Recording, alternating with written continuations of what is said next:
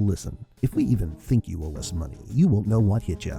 We'll put liens on everything you own. Raid your bank accounts, retirement fund, pension. You'll open up your paycheck and cry because we'll already have the money. We'll haul you into federal court and you might even go to jail. Hey, it's our job. Don't fight the IRS alone. The Tax Doctor is here to help you negotiate your tax bill and reduce your stress. Our experts will fight for you using IRS guidelines to stop any IRS actions like bank levies or wage garnishments. Plus, eliminate penalties and interest and reduce your past tax bill so you pay the IRS less. Help is here to deal with the IRS to reduce your stress. If you owe $10,000 or more in back taxes, do not call the IRS alone. Call a tax doctor now for a tax emergency analysis. I'd have my mom call the number on the screen. You come see me alone. We'll work it out. Really, we will. Attention timeshare owners. This is an urgent consumer alert from the Timeshare Exit Hotline, a national company specializing in helping consumers legally get out of their expensive timeshare contracts. We're offering you a way to legally get rid of your timeshare. So if you're fed up with the maintenance fees that keep on coming and want to learn if you can terminate your timeshare legally and permanently, call today. Even if you've tried before and were unsuccessful in getting rid of your timeshare, call today and see if we can help. We offer a complete 100% unconditional client satisfaction guarantee. Make this completely free call and learn how we can help you legally put an end to your timeshare nightmare once and for all. You have nothing to lose, so call right now to qualify and receive a free consultation. You can terminate your timeshare legally and permanently, but you've got to call now. Call the number on your screen today. It's a free call. Hey, AMP News Patriots, join us in saluting the unwavering heroes who rush towards danger and are always there when you need them. Presenting the First Responder 911 Foundation Challenge Coin, masterfully crafted by our artisans to pay tribute to our heroes. Own this beautiful memento of our gratitude for your support while celebrating their courage and their dedication. For only $29, you can support those who serve and protect. Secure your challenge coin today at firstresponder911.org. Order yours now. When I grow up, I want to work for a woke company, like super woke. When I grow up, I want to be hired based on what I look like. I want to be judged by my political beliefs. I want to be a conformist. When I grow up, I want to be offended by my coworkers and walk around the office on eggshells. When I grow up, I want to weaponize my pronouns. What are pronouns?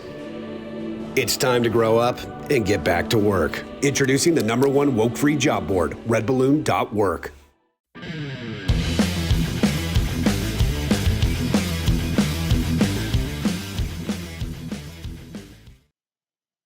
Hello, everybody. Mark Schaftlein with you, and this is the Schaftlein Report, and we are broadcasting today from beautiful Venice, Florida, and from the great state of Idaho. I want to welcome back my special guest, Andrew Crapuchettes. Andrew, happy to have you back on Schaftlein Report with redballoon.work. I'm so happy to see you. No, it's really nice to see you as well. I hope you're enjoying Florida. I'm up here in Idaho where it is actually blizzarding right now. I had to plow my driveway this morning. So maybe we'll do the show live next time in Florida. That sounds pretty good right now. Live next time in Florida would work great. You know, we're down here soon to be corporate headquarters of Patriot.tv. So we would love to have you down here. And Andrew, we're going to get started, but I'm going to tell you one thing, folks. We've been having Red Balloon as sponsors for a while, and Andrew, we're going to talk about this. These are the best commercials I've ever seen in my life, bar none, and that's not an actual promo. So we'll show you that, folks, later in the show. Andrew, let's get right to it, okay? Bidenomics is really hurting people. The president comes out, he tries to tout it. Even Democrats are telling him, sir, you cannot promote this anymore. It's not working. It doesn't take the media to say it's not working, but you, Andrew, you've done some studies, okay? And you have what's called the Freedom Economy Index. I know you've worked on that at Red Balloon. Please share that and your overall assessment of the economy as you see it from your end. Absolutely. So yeah, Freedom Economy Index is a survey. It's a joint project of Red Balloon and Public Square. publicsquare.com, publicsq.com. We worked together on this, and we surveyed all of their businesses and all of our businesses to basically get a better understanding of what people who are not in DC, who are not on Wall Street, but are the mom and pop shops, the people on Main Street all across America, what they think of what's happening here in the economy. And you can go download this report at redballoon.org/freedom economy. And our goal with all of this is to give a voice to these people, because people in DC, mainstream media, they don't listen to the small businesses, the mom and pops that are just trying to make a living and push back. The other thing that we're finding as we started to survey these businesses, this is 70,000 businesses all across the country. The other thing we're finding is that they are completely disenchanted with what's happening in DC and the political numbers that are coming out of that. So their concerns are that you're going to see a politicization, easy for me to say, of the labor market data numbers coming out of the Department of Labor and the Bureau of Economic Analysis.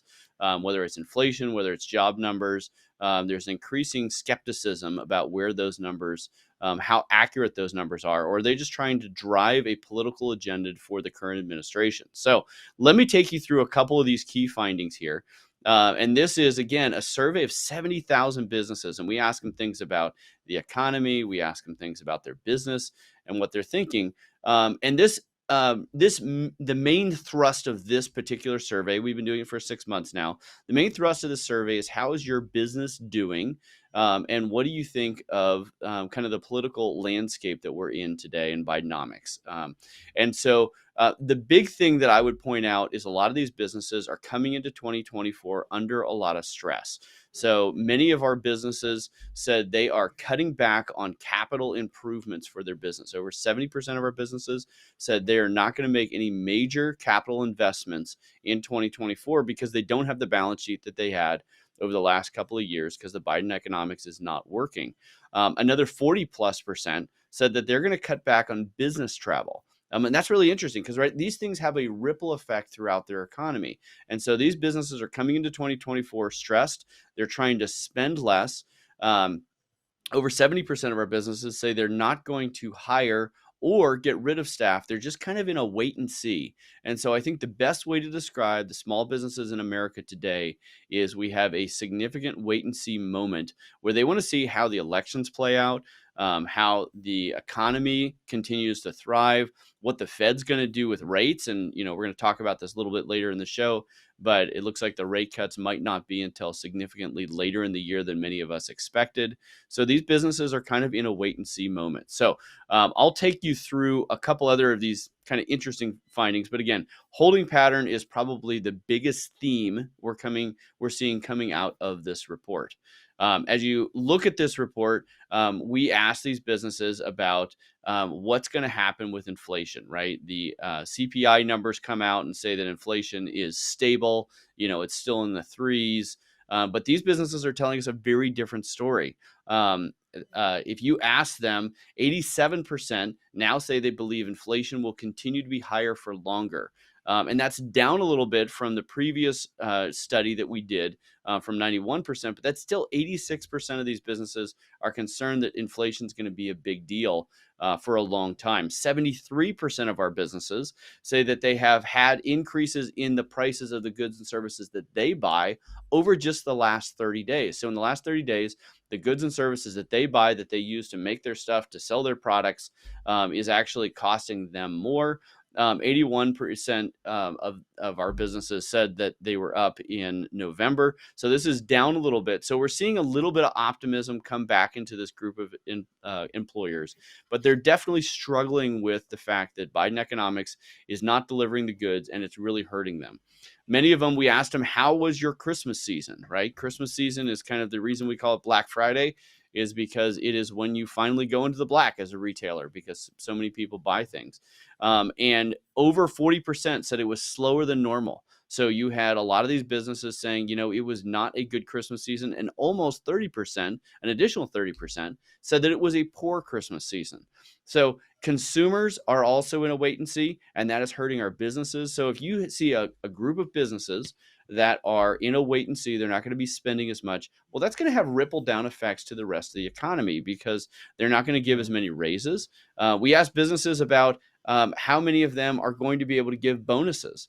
And they're saying that over 50% who said they gave bonuses in the past were not able to give bonuses in 2023. So all of these impacts are going to change the mindset of both the employees who are working at these businesses and those businesses who are now struggling to stay afloat. And so they're just going to kind of be in this wait and see pattern and look at what's going to happen in the economy. How is it going to continue to change? Again, I would encourage you to go to redballoon.work/freedom economy. You can download this report, fascinating information. And look, there's a lot of questions in here that other people simply aren't asking. We asked in a previous month about higher education. And probably the most interesting finding out of that was this. In higher education, we asked our businesses, are the students coming out of higher education with a bachelor's degree or a master's degree, are they well prepared for the workplace? 91% of our businesses said the graduates from higher education in America today are not well prepared for the workplace, whether it's hours of work, difficulty of work. And we've seen those TikTok videos of the 9 to 5 girl crying her eyes out because she had to work 8 hours in a day. And these businesses are saying, no, that's a reality. We're getting these people in. They don't know how to work hard because the university system has not prepared them for that.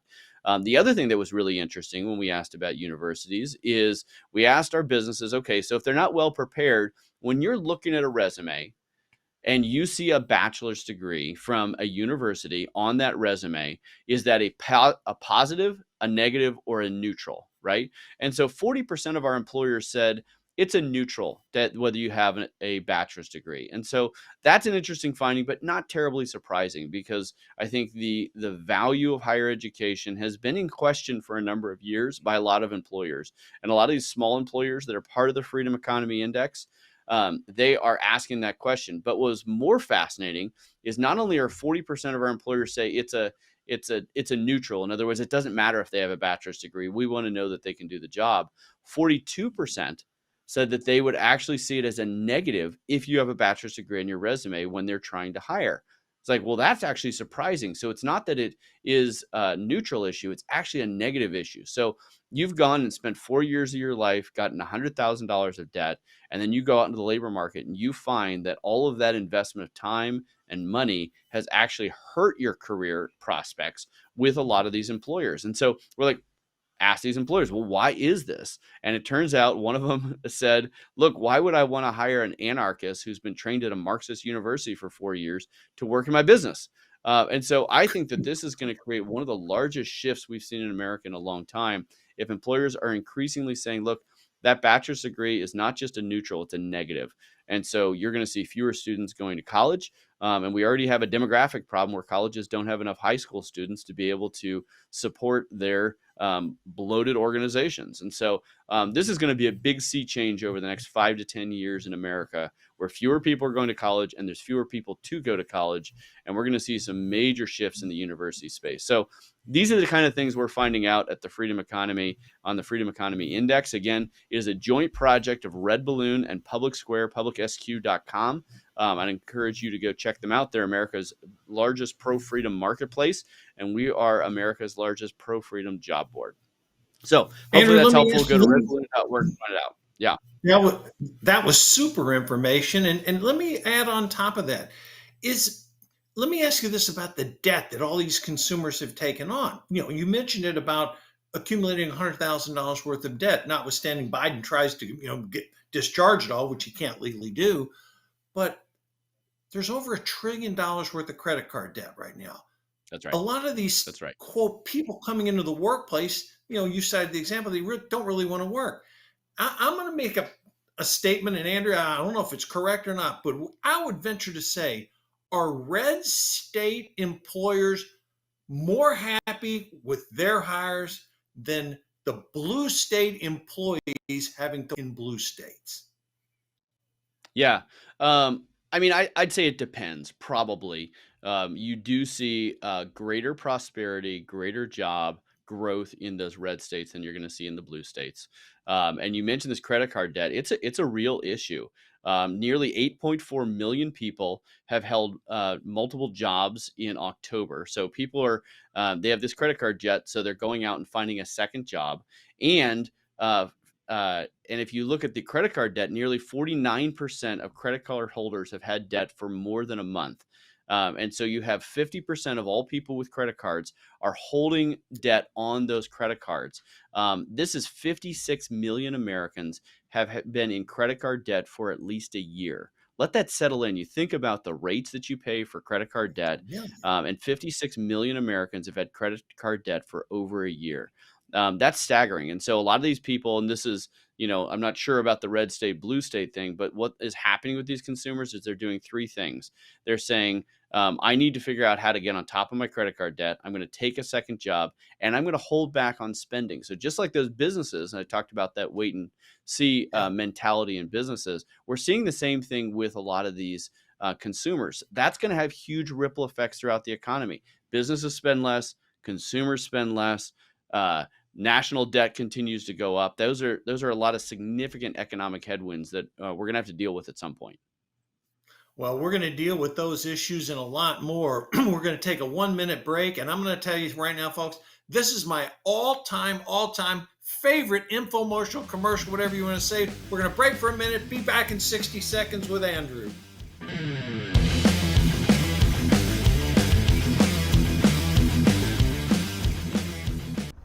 When I grow up, I want to work for a woke company, like super woke. When I grow up, I want to be hired based on what I look like, rather than my skills. I want to be judged By my political beliefs. I want to get promoted based on my chromosomes. When I grow up, I want to be offended By my coworkers. and walk around the office On eggshells. and have my words policed. By HR. Words like Grandfather. peanut gallery. Long time no see. no can do. When I grow up, I want to be obsessed with emotional safety and do workplace sensitivity training. all day long. When I grow up, I want to climb the corporate ladder. just by following the crowd. I want to be a conformist. I want to weaponize my pronouns.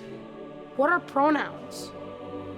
It's time to grow up and get back to work. Introducing the #1 woke-free job board in America, redballoon.work.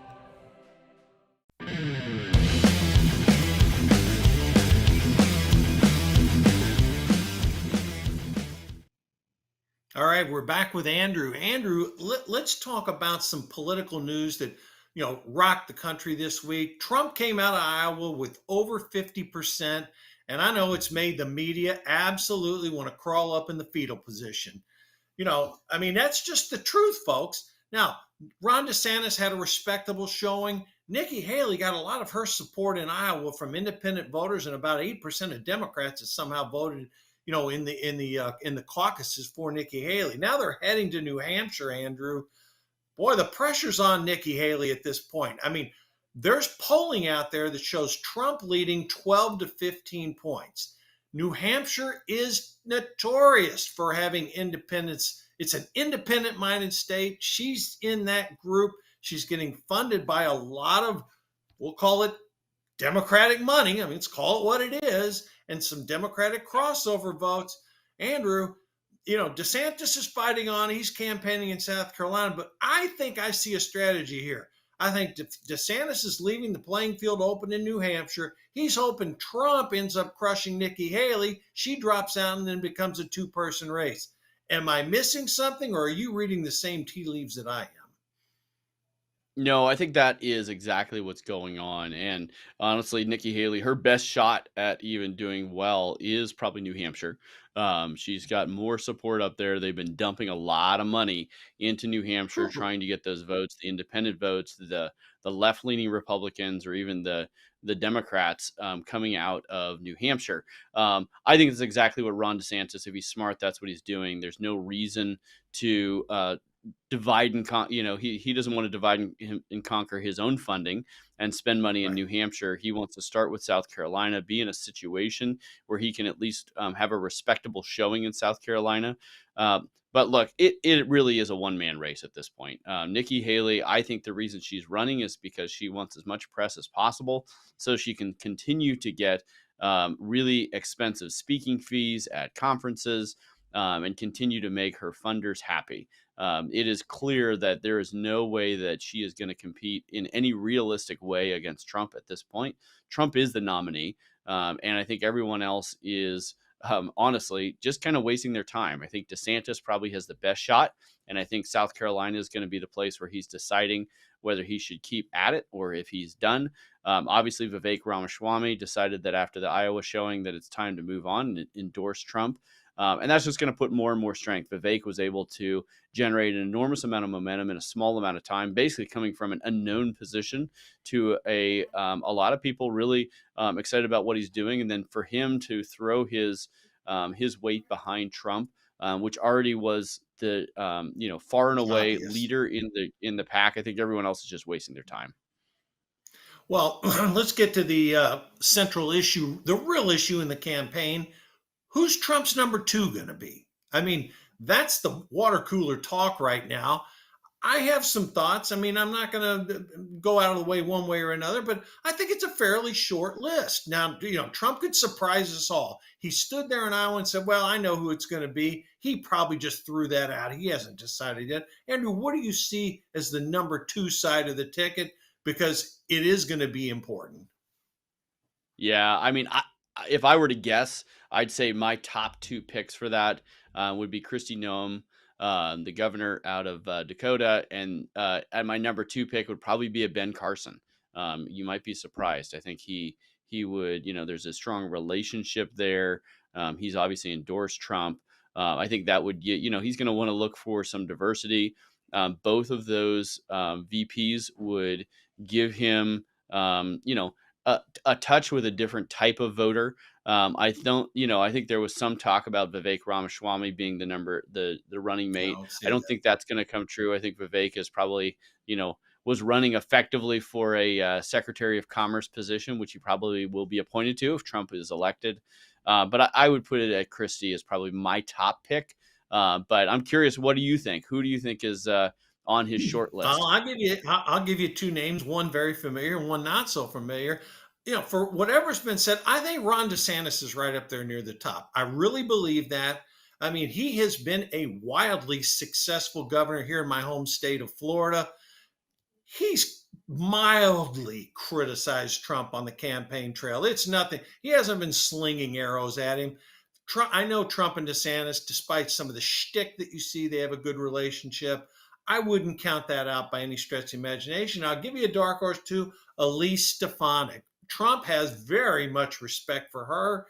I mean, Yep. she is aggressive, to say the least. And give her look, as a result of Elise Stefanik, the president of Harvard's gone. The president, the MIT one still, it was Harvard, MIT, and there was one other one that resigned too. We got 2 down, 1 to go. I can't remember the exact name. She is well respected. Now, I think the only issue Trump may have with her, you know how Trump likes things simple, crisp, easy? Her last name's not the easiest to pronounce. Sort of you and I are in that same category, Andrew. We try to talk first names a lot. But I'm not putting anything past it because, you know what? Look, everybody says the VP doesn't matter. Well, you know what? In a way it doesn't, but it does too. Look at Joe Biden's side. He picked Kamala Harris, who couldn't even get a single delegate, didn't even make the Iowa caucuses, and she's been an unmitigated disaster. And you and I both know, because we know people in the Biden administration, if he had his druthers, he would dump her in a New York second, but that's not going to happen. For sure. So I think Trump was teasing the audience. He's going to, whatever he does is not going to be a shock to me, and we'll see how it plays out. But those are the names. I like the 2 names you threw out, and I like the names I threw out. And you know what, Andrew? Yeah. He's probably going to pick somebody else, and we'll both be wrong. But and that's the thing is, anytime Trump does something, if you're shocked by what he does, then you're not paying attention because you just never know. now, let me talk about what's going on in Davos right now. You and I are normally like, we put our noses up at what's going on over there. But here's an interesting nugget I got out of this Davos conference, and this all our viewers and listeners are going to like this. All these international conformist, socialist, world order people that are there, they're shocked when U.S. business leaders and U.S. bankers are telling them, well, we think Trump's going to win, and by the way, don't worry about it. And they're like throwing their arms up. What do you mean don't worry about it? It's Trump. Oh, my God. But no, the truth of the matter is U.S. bankers and business leaders are saying, hey, it was pretty good under Trump. And you know what? Right. That's kryptonite to these European and these globals. Andrew, I was pleasantly surprised to hear U.S. business leaders stating this over in Davos. Absolutely. And it's nice to see that, they're still capitalists. They still realize that the economy was extremely strong under Trump. They still realize that the regulations were less. The Department of Justice, they've not only just gone after Trump and political allies of his, they've also gone after people like bankers, like private equity. You'd be surprised how many attacks they have made on private equity. And these are people who would traditionally be on the left side of the fence and kind of on their side of the fence. But even ESG funds in the private equity world, I know the Department of Justice has been going after them because they hate capitalism. They hate America, and they hate the prosperity that this country has brought not only to all of its citizens, but the whole world. And so it's encouraging to see those bankers saying, hey, this is the reality. I'm also just encouraged generally because when those bankers, when those business people are saying, what happened under Trump was really good, I think that's kind of a bellwether for what we're seeing for the rest of America. You see what Elon Musk has done with Twitter, where a lot of us know about things that we would not have known about. The kind of mainstream media does not control the narrative in the way that they used to. Shows like yours, shows like all the big podcasters that are out there, and everything that we're getting on Twitter, we can actually know what's going on in the world. And when the average American or the average business person actually sees what's happening in Davos, they see what, the United Airlines CEO recently did, or what the Patriots new head coach said recently. Like, we now know about those things, and we wouldn't have known about those things not that many years ago because CNBC and CNN controlled the narrative. So that is encouraging to me. And I think a lot of those businessmen and bankers are just bellwethers of what a lot of Americans are thinking. Like, it was good under Trump and it's not good right now. And when you go and fill up your car with gas, every time you do that, you're thinking, why do we vote for Biden anyway? Exactly. And it's really interesting. The newly elected president of Argentina, who's like a Trump clone sort of for Argentina, he sat there at Davos and he warned them, socialism is not the answer. It must be rejected. And I could go through economies around. We only have a couple minutes left, but I can go talk about Russia, China, their economies, the socialist economies. They are imploding while market-free economies are doing well. Listen, couple quick things here. Federal Reserve member Bostic came out and said no rate cuts until Q3. That goes along my thinking too, because I never thought we'd be cutting in Q1 or Q2 because the economy was doing too much. But you throw that in with the fact that stocks have been teetering a little bit this year, not up and down, not like last year. We had a big rise, and then you look at these border issues. I know I'm shifting quick subject. I got about a minute left. Yeah. 14 Democrats, Andrew, joining Republicans. This border is a big deal, and it's crossing all party lines, whether you're Republican, Democrat, Independent, white, black, gay, straight, it doesn't matter. People are sick of it. Andrew, you got 40 seconds left. Border, economy, close it out for me. Yeah, I think the border is a really big issue, and people don't realize the type of people. They just assume it's people coming in from Mexico, but the top nationality of people who have illegally come into our country across the southern border are people from China. And that should be very disturbing to you. So don't just assume it's Mexican migrant workers coming from Mexico. There's Turkey, Russia, Afghanistan. Our border is a real problem. It's a problem even for Democrats and the Biden administration right now. So I hope that rate cuts will happen a little bit sooner than Q3, but honestly, it probably is Q3. The only way the economy is going to survive is for the administration to stop spending like a drunken sailor. So, Andrew, thank you for joining me today. Redballoon.work, folks. The greatest commercial ever done. We want to see it again. Andrew, I look forward to having you back soon. I'll be back next week, folks. Have a great weekend. See you then.